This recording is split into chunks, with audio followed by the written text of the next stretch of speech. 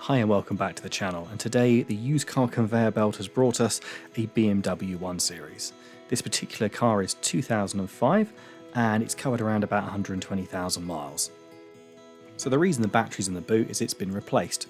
This car was actually part exchanged as a sort of non-runner. The vehicle had got a flat battery and just wouldn't start. Customers bought a new car and just said, hey, can you take my old car away? Dealer's gone around there, fitted a new battery, taken the vehicle to a workshop. They've gone through the obviously mechanical side of it to make sure it's sound, and now it's up to myself to give it a good deep clean before it's put back into the trade for resale.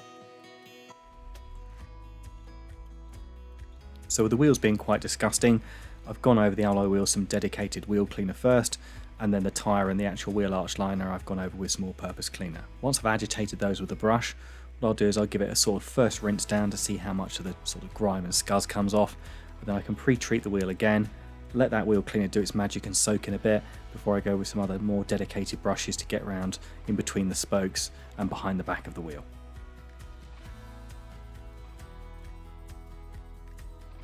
When wheels are really bad, it's one of those things that you might have to go over these 2 or 3 times. I tend to use less aggressive chemicals, but the only slight downside is you have to give them a little bit more of a working time. So for example, if I've got a car that's got really disgusting wheels, I'll pre-soak the wheels probably 5, 10, 15 minutes prior to actually getting on there with brushes and stuff, just to make sure the chemical's given the chance to really eat into that brake dust, break it down, and it makes it so much more easier to clean off.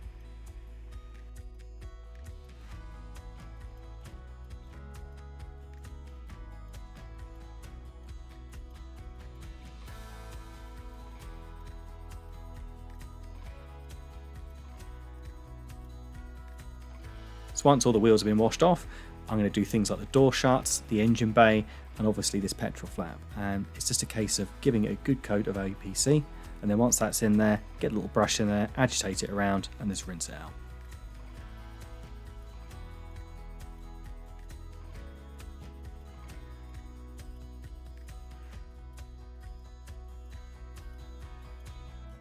So once the car's fully washed off, we can get it inside the workshop and we can look to give it a good vac. Now, I'm going to use various little brushes and things to help me aid that. This one's obviously goes straight onto the end of the vacuum cleaner, and it's good just getting in those little nooks and crannies there and loosening off the debris.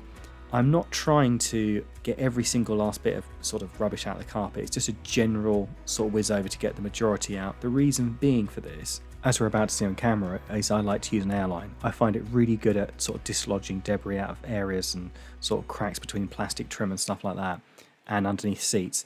So without pushing debris out of areas that you won't see, you're naturally going to have to give the car another vacuum at some point anyway. So it's initially get the bulk of the debris out, and then after that the airline is going to push some more around it. So at the end of the valet or clean, you're going to need to sort of maybe go with the vacuum cleaner one more time.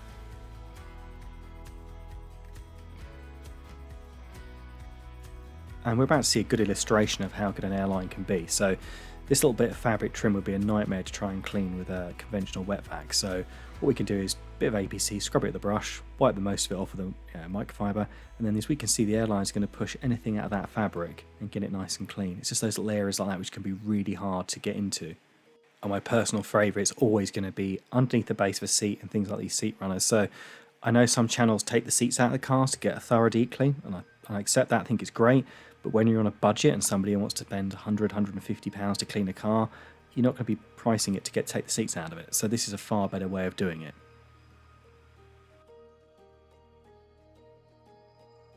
So the scuzz on the steering wheel, the wiper arm stalk there, things like the handbrake, the top of this armrest and the gear stick is actually congealed makeup. So it's where somebody's touched the face and then touched all the bits of plastic trim, and it just over a long period of time starts to rub off onto it.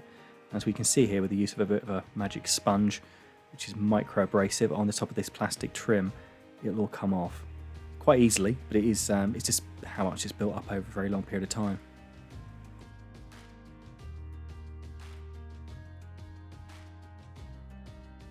So understandably with leather seats, we're not going to be using the wet extractor on those, so onto the carpets, which were pretty filthy, to be honest. All-purpose cleaner on there first, let that sort of soak for 5 minutes. Use the drill brush to agitate it, and then it's just straight in with the wet extractor and start to really scrub those carpets and get the scuzz out of them. Now understandably I'm just doing the highlights here. Obviously I've gone and done the sides of the carpet and I've gone over this 3 or 4 times, but it just illustrates how much dirt was in there and how much has come out.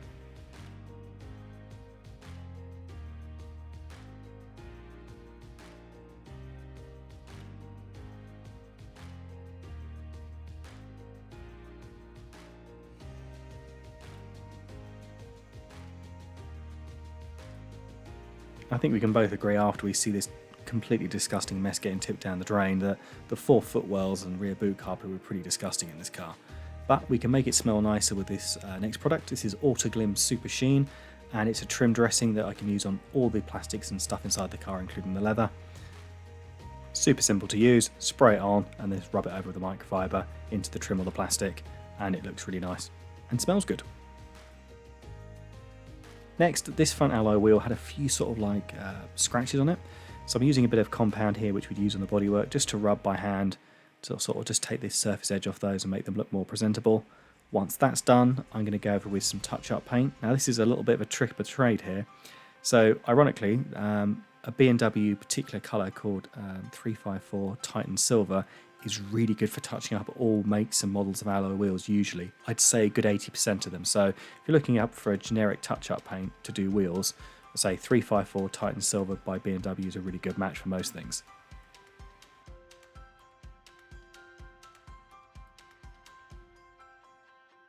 So on to the polishing stage, which I'm not going to bore people for too long. What I'm using today is a Rupes Miele. It's a dual action force polisher, and as we can see it's pretty effective. So it had a black mark on the top of that panel there.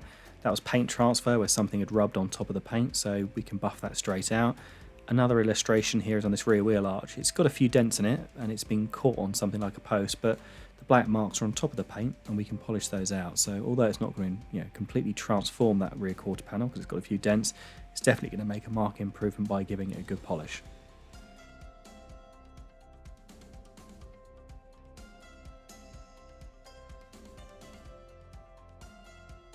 Once the bodywork's been buffed up and it's been given a protective layer of polish, what I can do after that is just go around and do the final little details like touching things in on the bodywork. There is a little bit of trim missing on the front there, it's like an insert that goes into the bumper. The customer had organised one, just hadn't arrived yet. It's something they'll do once the car goes back to them. But it's areas like this side skirt and the corner of the bumper that usually the primer underneath them is black, so once it gets a slight chip in it, it really shows through. And with all that done, we can go to the outside and have a look around it. It's not perfect. I haven't tried to hide that there's dents in the side of this car because, as we're about to see on the wheel arch, it has on both sides, but it's a big improvement on what was already there. This is going to be a price range vehicle because it's age and mileage, but somebody will probably get a good turn out of it. I often find also with some of these cars that I do for traders is that sometimes you'll polish it up and then they'll take a different view on it and think, actually, it's come up better than I thought it would. The little bit of paintwork it might need, I can now go off to a body shop, get that done and just make that car perfect, and it's worth a bit more money. So sometimes you need to clean the junk off these cars and crud out of them just to see where the actual value of them is. As we can see, overall the interior has come up pretty well for an older car. There was a little bit of damage on one of the trims. As we lift up this armrest, you can see underneath here these BMWs have this sort of soft shell plastic and they can start to bubble up if the wrong material's put on them. Sometimes you find if somebody's put like nail polish or something in there, the acetone eats into that sort of layer and just sort of bubbles them up, so you've got to be a little bit careful. But overall, the car's come up really well.